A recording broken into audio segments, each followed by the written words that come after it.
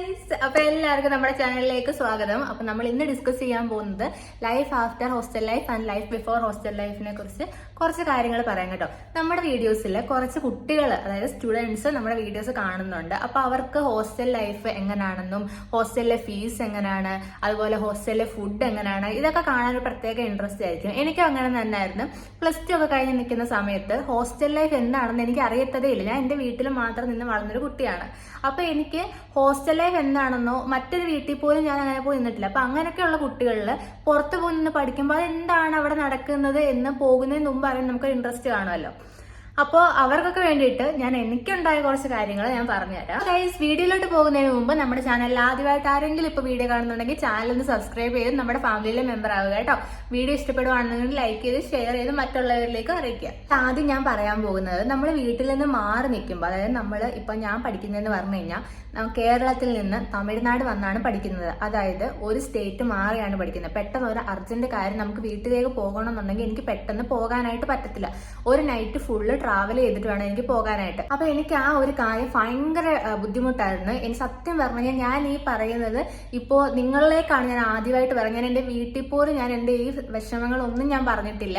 എനിക്ക് ഇവിടെ പഠിക്കാൻ വരുന്ന മുമ്പ് എല്ലാവരും വിചാരിക്കും നമ്മൾ കേരളത്തിൽ നിന്ന് തമിഴ്നാട്ടിൽ വന്ന് പഠിക്കുമ്പോൾ നമുക്ക് ഒരു സ്റ്റേറ്റ് മാറിയ പഠിക്കാം, നമുക്ക് ഫ്രീഡം അങ്ങനെ ഇങ്ങനെയൊക്കെ നമ്മൾ കുറെ ചിന്തിച്ചിട്ടായിരിക്കും കുറെ കുട്ടികൾ വരുന്നത്. അപ്പൊ നമ്മൾ വീട്ടിൽ നിന്ന് ഇവിടെ വരുമ്പോൾ നമുക്ക് കിട്ടുന്ന ആ ഒരു ലോൺലൈനെസ് അത് എനിക്ക് പറഞ്ഞറിയിക്കാൻ പറ്റില്ല. ഞാനത് വീട്ടിൽ പോലും പറഞ്ഞിട്ടില്ല.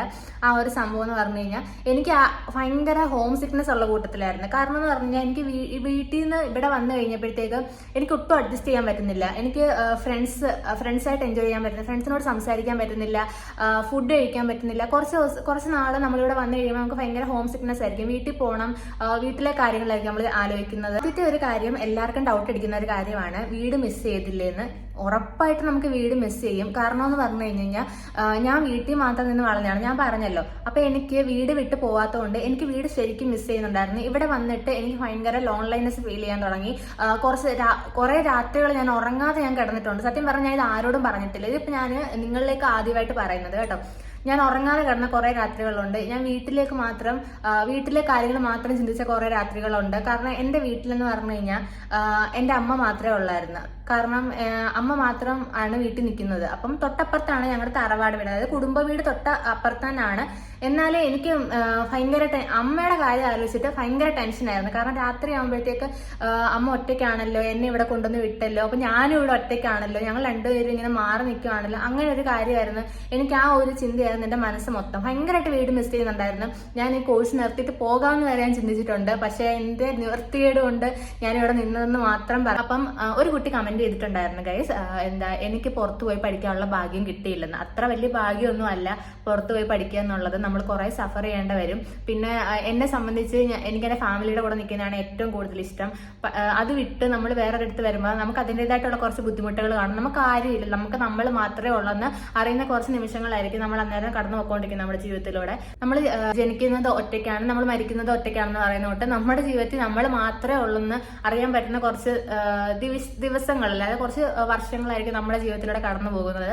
പിന്നെ പറയാനുള്ളത്, നമുക്ക് എന്ത് കാര്യങ്ങൾ ചെയ്യാനും നമുക്ക് ഒരു ധൈര്യം വരാൻ തുടങ്ങും. ആദ്യമേ ഇപ്പൊ നാട്ടിൽ നിൽക്കുന്നവരാണെന്നുണ്ടെങ്കിൽ നമുക്ക് അത്ര ആ ഒരു ധൈര്യം നമുക്ക് കാണത്തില്ല. ചില കാര്യങ്ങളൊക്കെ ചെയ്യാനായിട്ട്, ഒറ്റയ്ക്ക് കുറെ സ്ഥലങ്ങളിൽ പോകാനായിട്ട്, അങ്ങനെയൊക്കെ നമുക്കൊരു പേടി ഉള്ളിൽ കാണുമായിരിക്കും.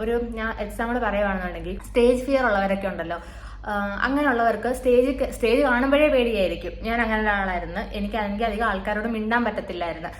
മിണ്ടുമായിരുന്നേ നല്ലപോലെ, പക്ഷേ എനിക്ക് അങ്ങനെ അത്ര വലുതായിട്ട് കമ്മ്യൂണിക്കേറ്റ് ചെയ്യാൻ പറ്റത്തില്ലായിരുന്നു. ഞാനിപ്പോ ഈ ക്യാമറയ്ക്ക് മുമ്പ് ഇരിക്കുന്നല്ലോ, ഞാൻ നേരത്തെ ഇങ്ങനെ ഇരിക്കാത്ത ഒരാളായിരുന്നു. എനിക്ക് ഇങ്ങനെ സംസാരിക്കാൻ പറ്റത്തില്ലായിരുന്നു. എനിക്കിപ്പോൾ അങ്ങനെ സംസാരിക്കാൻ പറ്റുന്നുണ്ട്. അതെന്റെ ഒരു പോസിറ്റീവ് കാര്യമായിട്ട് എനിക്ക് തോന്നുന്നു. കാരണം ഞാനൊരു നാട്ടിൽ നിന്ന് ഇവിടെ വന്ന് പഠിക്കുന്നതിലുകൊണ്ട് ആ ഒരു പോസിറ്റിവിറ്റിയാണ് എനിക്ക് അങ്ങനെ തോന്നുന്നത്. പിന്നെ എനിക്ക് തോന്നിയ കാര്യം, നമ്മുടെ ലൈഫിൽ നമ്മുടെ പേരൻസിനെ അല്ലാതെ മറ്റാരെയും വിശ്വസിക്കാൻ പാടില്ലെന്നോ, അതെനിക്ക് മനസ്സിലായിട്ടുള്ള ഒരു കാര്യമാണ്. കാരണം നമ്മൾ ഒറ്റയ്ക്ക് ഒരിടത്ത് പോകുമ്പോൾ ആരുടെയും വാക്ക് കേട്ട് അങ്ങനെ ചാടി നിൽക്കേണ്ട ആവശ്യമില്ല. ശരി ഏതാ തെറ്റ് ഏതാന്ന് കണ്ടുപിടിക്കാനുള്ള ഒരു മൈൻഡ് വേണം. എനിക്ക് അങ്ങനെ ഒരു മൈൻഡേ ഇല്ലായിരുന്നു. എനിക്ക് ശരി ഏതാണെന്നോ തെറ്റ് ഏതാണെന്നോ ഒന്നും അറിയത്തില്ലായിരുന്നു. ഇപ്പോഴും എനിക്ക് സത്യം പറഞ്ഞാൽ അറിയത്തില്ല ശരി ഏതാ തെറ്റാകുന്നൊന്നും എനിക്ക് അറിയത്തില്ല. ആരെന്ത് പറയുന്നോ ആ ഒരു പാതയിലൂടെയാണ് ഞാൻ ഇങ്ങനെ പൊക്കോണ്ടിരിക്കുന്നത്. ആ ഒരു മൈൻഡായിരുന്നു എനിക്ക്. പക്ഷെ ഇപ്പോഴെന്ന് പറഞ്ഞു കഴിഞ്ഞാൽ കുറച്ചൊക്കെ എനിക്കിപ്പോൾ ഞാൻ വന്നിട്ട് 3 വർഷം കൊണ്ട് ഞാൻ വീട് വിട്ട് മാറി നിൽക്കുന്ന ഒരു കുട്ടിയാണ്. അപ്പൊ ഇപ്പൊ എന്ന് പറഞ്ഞു കഴിഞ്ഞാൽ എനിക്ക് ഇച്ചിരി എങ്കിലും, അതായത് ഫുള്ളായിട്ട് ഞാൻ മാറി എന്നല്ല പറയുന്നത്, ഇത്തിരി എങ്കിലും എനിക്ക് തോന്നുന്നുണ്ട് ശരി ഏതാ തെറ്റേതാ, എന്താണ് നമ്മൾ ലൈഫിൽ ചെയ്യേണ്ടാത്ത കാര്യം എന്താണെന്ന് കുറേ എനിക്ക് മനസ്സിലായിട്ടുണ്ട്. കാരണം ഞാൻ ഇവിടെ വരുന്നതിന് മുമ്പ് ഞാൻ ചിന്തിച്ചൊരു ലൈഫേ അല്ലായിരുന്നു എനിക്കിവിടെ വന്നു കഴിഞ്ഞ് കിട്ടിയത്.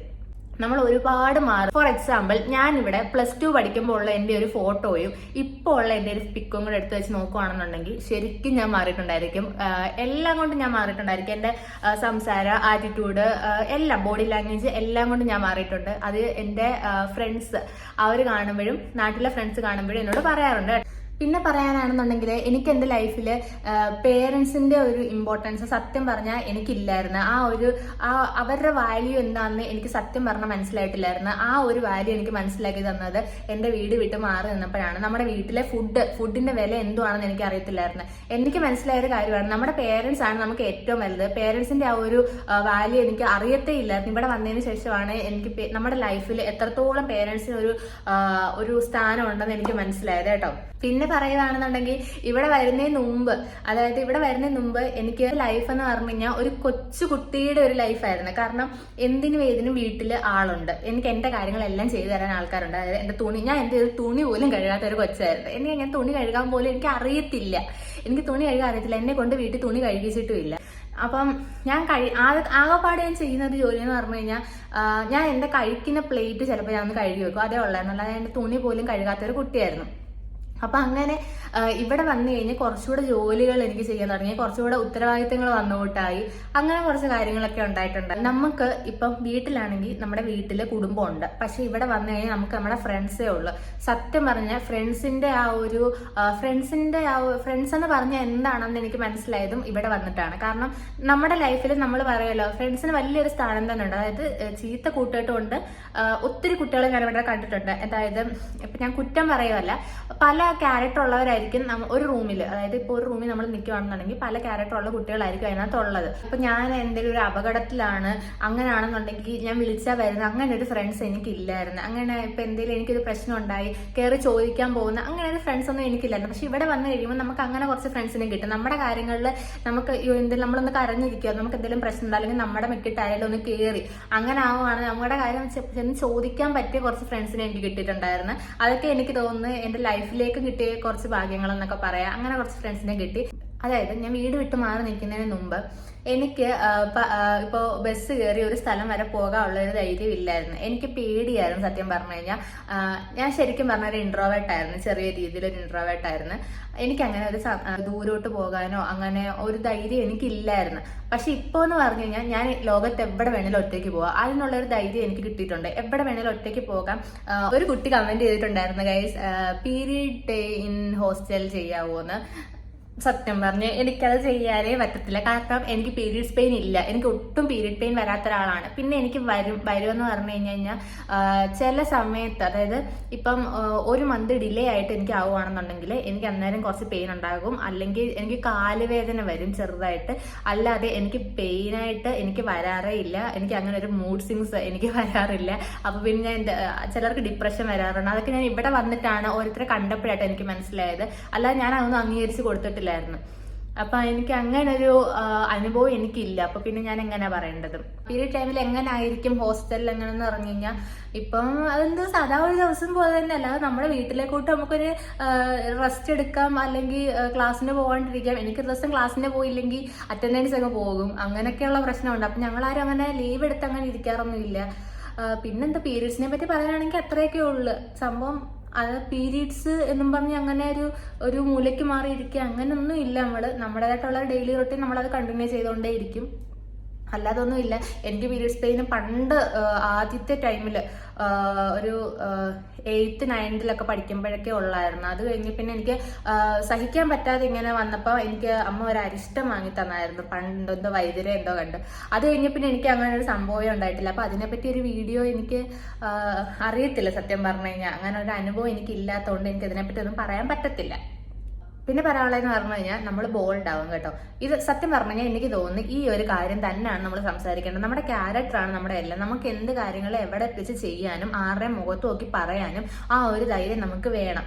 നമ്മൾ നോ പറയേണ്ടടുത്ത് നോ പറയാനൊരു ധൈര്യം വേണം. പക്ഷെ ഞാനൊരു കാര്യം പറയട്ടെ, ആ ഒരു ധൈര്യം മാത്രം എനിക്ക് ഇതുവരെ ആയിട്ടില്ല. നോ പറയേണ്ടടുത്ത് നോ പറയാൻ എനിക്ക് ഇതുവരെ അറിയത്തുമില്ല. ഞാൻ കുറച്ച് ബോൾഡായെന്ന് പറയാം. എന്തിനും ഒരു ധൈര്യം ഒക്കെ വന്ന് ആരുടെ മുമ്പിൽ സംസാരിക്കാൻ ഒരു ധൈര്യം വന്ന് അങ്ങനെ പറയാം കേട്ടോ. അപ്പം ഇനി എന്താ പറയണ്ട, ഇത്രയൊക്കെ ഉള്ളെന്ന് തോന്നുന്നു എനിക്കുണ്ടായ മാറ്റങ്ങൾ. അപ്പൊ ഗൈസ് എനിക്ക് തോന്നുന്നു ഞാൻ ഓൾമോസ്റ്റ് ഞാൻ അങ്ങനെ പ്രിപ്പയർ ചെയ്തിട്ടല്ല കേട്ടോ ഇത് വന്ന് ഈ വീഡിയോ എടുത്തിരിക്കുന്നത്. ഞാൻ വേറൊരു വീഡിയോ എടുത്തോണ്ടിരിക്കുകയാണ്, അതായത് ലിപ്സ്റ്റിക്കിന്റെ ഒരു വീഡിയോ എടുത്തോണ്ടിരിക്കുക. എന്താണ്ടോ ആ കയ്യിൽ അതുപോലെ ഞാൻ തുടച്ച് കളഞ്ഞിട്ടില്ല. ആ ഒരു വീഡിയോ എടുത്തോണ്ടിരുന്ന സമയത്ത് എനിക്കിങ്ങനെ തോന്നിയതാണ്, ഇങ്ങനെ ഒരു കാര്യം സംസാരിച്ചാലോ എന്നിങ്ങനെ തോന്നിയതാട്ടോ. ഇനി നിങ്ങൾക്ക് എന്തെങ്കിലും ഡൗട്ട് കാര്യങ്ങളൊക്കെ ഉണ്ടെന്നുണ്ടെങ്കിൽ ഈ വീഡിയോയുടെ താഴെ വന്ന് കമന്റ് ചെയ്തിട്ടുണ്ടെങ്കിൽ ഞാൻ പുതിയൊരു വീഡിയോ ആയിട്ട് ചെയ്യാം കേട്ടോ, ഹോസ്റ്റലിനെ പറ്റിയിട്ട്. പിന്നെ പറയാനുള്ളതെന്ന് പറഞ്ഞാൽ ഒരു കാര്യമാണ് ഞാൻ പറയാം. നമ്മൾ സ്കൂൾ ലൈഫിലെ കൂട്ടല്ല കോളേജ് ലൈഫ് എന്ന് പറഞ്ഞു കഴിഞ്ഞാൽ, നമ്മൾ സിനിമയിൽ കണ്ട് എക്സ്പെക്ട് ചെയ്തിട്ട് ഒരു കോളേജിൽ വന്ന് അഡ്മിഷൻ എടുക്കുകയാണെന്നുണ്ടെങ്കിൽ, പ്രത്യേകിച്ച് വേറൊരു സ്റ്റേറ്റിൽ വന്നിട്ട് അഡ്മിഷൻ എടുക്കുകയാണെന്നുണ്ടെങ്കിൽ അതായിരിക്കത്തില്ല കോളേജ് ലൈഫ് എന്ന് പറഞ്ഞാൽ. സിനിമയും ജീവിതവുമായിട്ട് ഒരിക്കലും കമ്പയർ ചെയ്ത് ടോട്ടലി ഡിഫറെന്റ് ആയിരിക്കും കേട്ടോ. അപ്പം ടീച്ചേഴ്സിനെ പറ്റി പറയുകയാണെന്നുണ്ടെങ്കിൽ നമ്മൾ സ്കൂളിൽ പഠിക്ക് അല്ലെങ്കിൽ നമ്മുടെ കാര്യങ്ങൾ കൂടുതൽ കെയർ ചെയ്ത് നടന്നിട്ടുണ്ടെങ്കിൽ നമ്മുടെ ടീച്ചേഴ്സ് എന്ന് പറഞ്ഞാൽ, എൻ്റെ സ്കൂളിൽ അങ്ങനെയാണ്, നമ്മുടെ കാര്യങ്ങൾ കൂടുതൽ കെയർ ചെയ്ത് നടക്കും. പക്ഷെ ഇവിടെ എന്ന് പറഞ്ഞാൽ നമ്മുടെ കോളേജിൽ അങ്ങനെ അല്ല. നമ്മൾ നമ്മുടെ ആ ഒരു വഴിക്കായിരിക്കും നമ്മൾ പോയിക്കൊണ്ടിരിക്കുന്നത്. നമ്മൾ തന്നെ നോക്കിയാലേ നമ്മൾ ചീത്തയാക്കാൻ പറ്റത്തുള്ളൂ, നമ്മൾ തന്നെ നോക്കിയാലേ നമ്മൾ നന്നാക്കാനും പറ്റത്തുള്ളൂ എന്നൊക്കെ പറയുന്നോട്ടായിരിക്കും നമ്മുടെ ജീവിതം എന്ന് പറഞ്ഞു കഴിഞ്ഞാൽ. അപ്പൊ ഗൈസ് ഇത്രയൊക്കെ ഉള്ളൂ. അപ്പൊ ഇനി എന്തെങ്കിലും ഉണ്ടെങ്കിൽ നിങ്ങൾ കമന്റ് സെക്ഷനിൽ ഇട്ടാൽ മതി, ഞാൻ പുതിയൊരു വീഡിയോ ആയിട്ട് ചെയ്യാം കേട്ടോ. അപ്പം നമ്മുടെ വീഡിയോ ഇത്രയും ക്ഷമയോടുകൂടി കേട്ടിരുന്നവർക്ക് എല്ലാവർക്കും ഒരുപാട് നന്ദി. നമ്മുടെ വീഡിയോ സബ്സ്ക്രൈബ് ചെയ്ത് വീഡിയോ കണ്ടിന്യൂസ് ആയിട്ട് കാണുന്ന കുറച്ച് പേരുണ്ട്, എല്ലാത്തിലും വന്ന് കമന്റ് ചെയ്യുന്ന കുറേ പേരുണ്ട്. അവർക്കൊക്കെ ഒരുപാട് നന്ദിയുണ്ട് കേട്ടോ, ഒരുപാട് താങ്ക്സ്. നമ്മുടെ വീഡിയോ പുതുതായിട്ട് ആരെങ്കിലും കാണുന്നുണ്ടെങ്കിൽ, വീഡിയോ ഇഷ്ടപ്പെടുകയാണെന്നുണ്ടെങ്കിൽ ചാനൽ ഒന്ന് സബ്സ്ക്രൈബ് ചെയ്ത് കൂടിയേക്ക് കേട്ടോ. അപ്പൊ നാളെ ഇനി ഒരു പുതിയ വീഡിയോ ആയിട്ട് കാണുന്നതായിരിക്കും. ടാറ്റാ.